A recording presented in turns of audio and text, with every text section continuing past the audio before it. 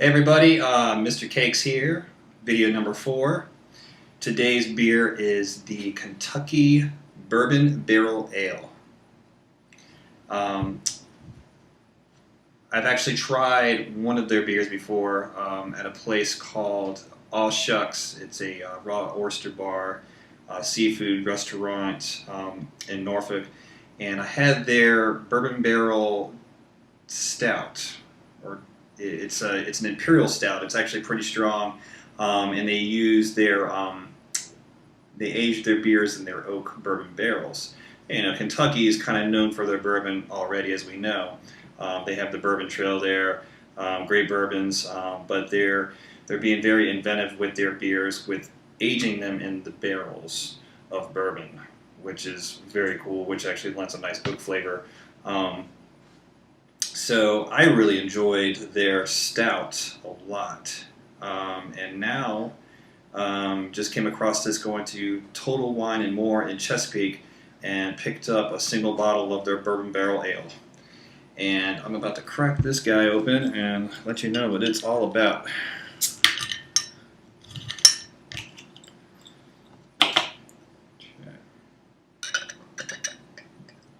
Pouring it into a glass that actually resembles a beer can.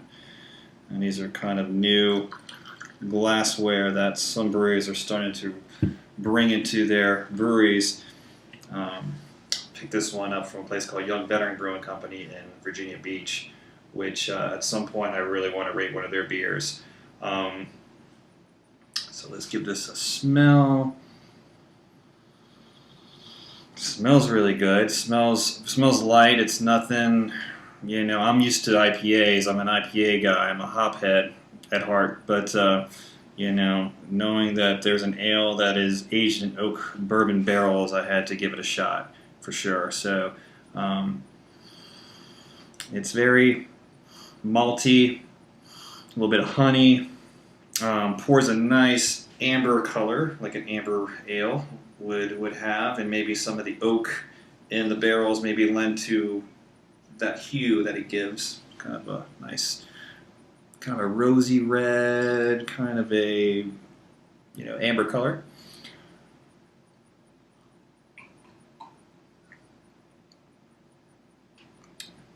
Wow, that is really good.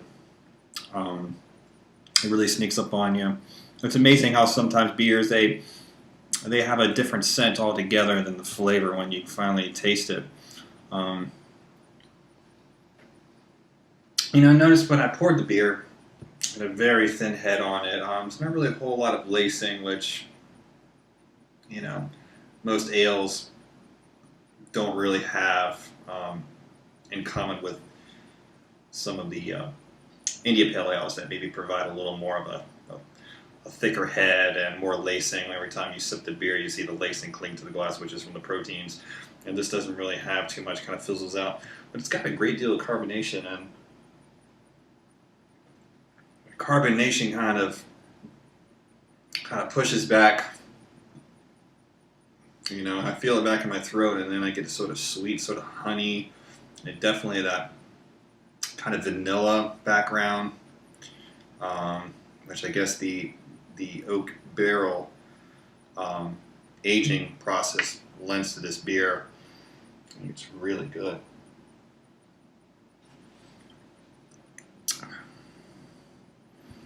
So if you're ever out and about and run into any of Kentucky's Kentucky Brewing Company's bourbon barrel aged ales, I would highly recommend getting this one, and also trying their stout, which is really good, which I've had before on tap. This one's actually at 8.2%, which I know with a lot of high alcohol beers, you know, you get that sweetness from the alcohol, but I wouldn't say that this is really, doesn't really come across as really strong. It's actually really smooth and easy drinking, but boy, be careful with this one, man. This one will probably creep up on you. I like this a lot, and I highly recommend anybody getting this one for sure.